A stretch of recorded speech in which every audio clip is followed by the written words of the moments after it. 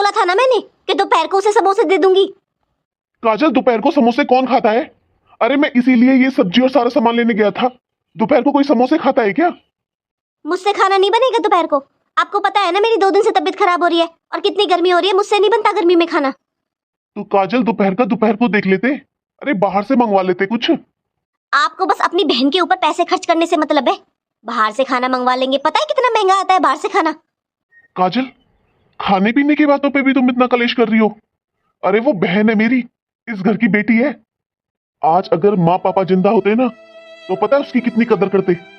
हाँ तो मैं माँ नहीं हूँ उसकी, नहीं पसंद मुझे उसका रोज रोजाना। अरे मैंने बुलाया था क्या उसे?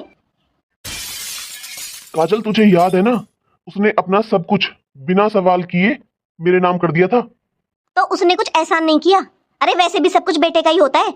ये सरकार ने कानून बना दिए नए नए, तो ये बेटियां ज्यादा चढ़ने लगी हैं। वैसे भी तो सब कुछ आपका ही था ना, उसने कोई एहसान नहीं किया है। चुप हो जाओ काजल, वो सुन लेगी, मेरी बेइज्जती हो जाएगी। भैया, भैया प्लीज, आप मेरी वजह से भाभी से लड़ाई मत करो। भाभी ने सही कहा भैया, सब कुछ आपका ही तो था। भाभी, आज मेरी समझ में आ गया है, जब तक मम्मी थी ना तब तक ये मेरा मायका था। मैंने सुना था भाभी, जो ननद शादी से पहले अपनी भाभीयों के साथ गलत व्यवहार करते हैं ना, उनकी भाभी ही ऐसा करती है।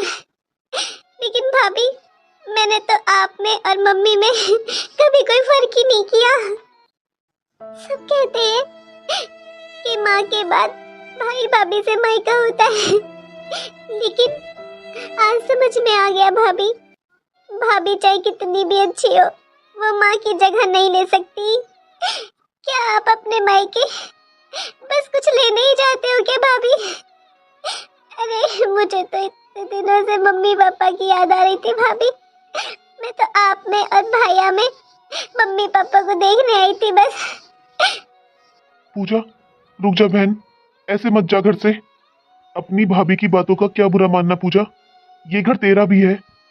नहीं भैया, ये घर मेरा तब तक था जब तक माँ पापा जिंदा थे। और आप कभी ये मत सोचना भैया कि मैंने सब कुछ आपके नाम कर दिया। जो आपका था भैया वो तो आपका ही रहेगा ना। मैंने कुछ नहीं कहा भैया, लेकिन अब मैं यहाँ नहीं रह पाऊंगी और ना ही कभी आऊंगी।